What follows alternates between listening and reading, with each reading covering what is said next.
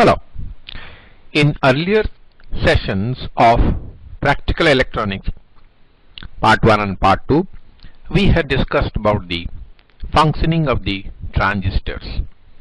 They are actually called BJT, bipolar junction transistor, but in short normally people call it transistor. We have seen how the transistor behaves and how the current flows in the base circuit in order to current to flow in the collector emitter circuit. Today we will discuss here about the MOSFETs. You see, MOSFET is also a transistor, metal oxide field effect transistor is the big name, and we call it MOSFET, MOSFET. This is denoted like this. They are available in P channel, N channel, so many other terminologies. Let's concentrate only about this type which is being displayed here. What I have done here, we have connected a load that is a 24 ohms load, that is lamp load, in series with an ammeter. Hello, in series with an ammeter, and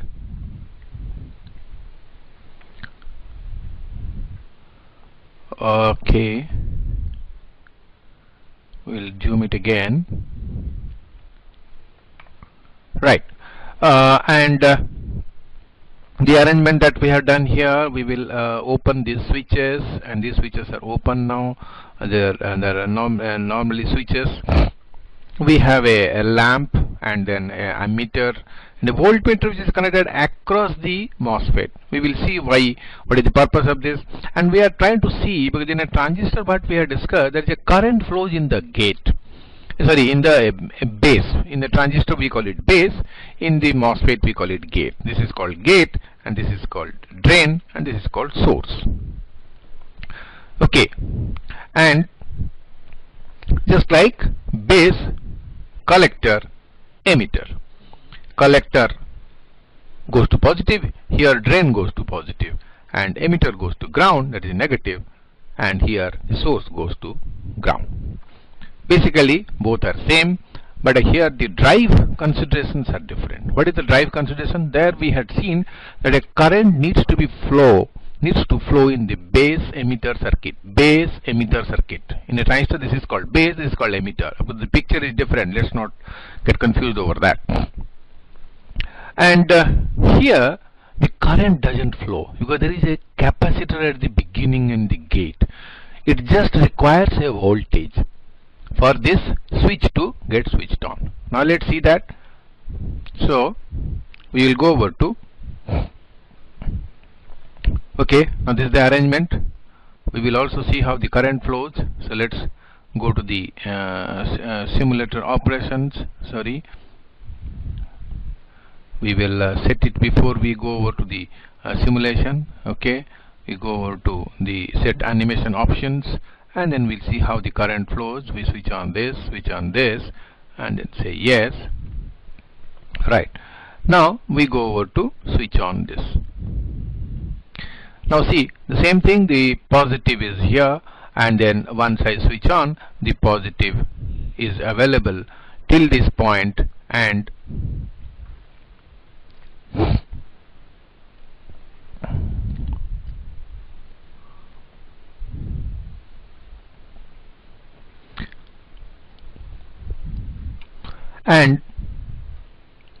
there is no current flowing, though the indications are given here. There is some current flowing in the, maybe for the voltmeter, and so the entire voltage is appearing across this, entire 12 volt is appearing across this, because there is no current. We can see there is no current flowing because the gate is open. Gate is open, that means gate is already connected to ground with a resistance of 10K. Now if we have made a potential divider of 1K to 10K, that means if I switch on this, the voltage will be divided in the ratio of 1:10. So here the voltage will be higher than 10 volts. In the process, this voltage will be applied to the gate, between gate and the source.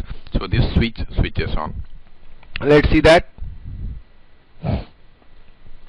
Right, now you see the resistance of this, what we had seen was 2.4 ohms, and sorry, it was 24 ohms resistance, we can, for the time being, supposing you would like to see the value of the resistor also, so let's go over to this.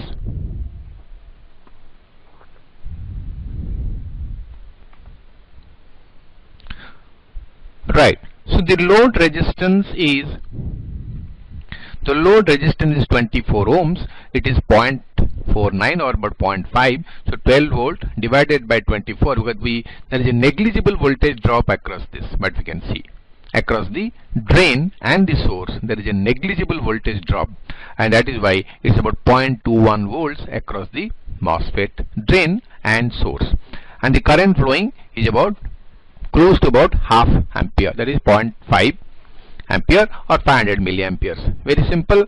12 volt divided by 24 is equal to 0.5. You see, there is no current flowing in the gate. It is just a voltage which was applied. This voltage, about 10.9 volt, is applied across the gate, and that is how it conducts. Right? And if I remove this, now the current stops. Full voltage is appearing across the drain and the source. So this is how a MOSFET behaves. Now the beauty is on how to use this MOSFET, and then this particular voltage drop is because of a resistance which is called RDS. That is, resistance between drain and source is called RDS. Because of the RDS, when the current is flowing,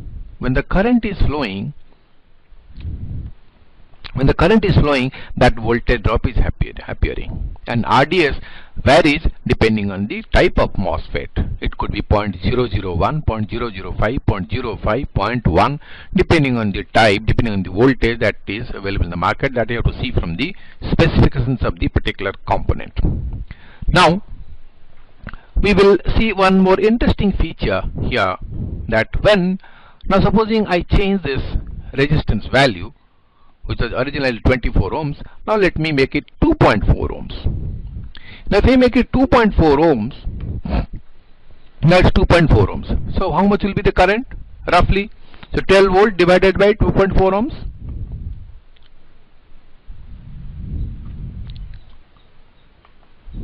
Yeah, it's about 4 amperes. The current is about 4 amperes, and there is a voltage drop which has increased from that small value to 1.82 volts. Is because the RDS, the R remains constant, and when the current of 4 ampere flows, so the voltage drop is this. You can calculate from this RDS also. Like for example, this voltage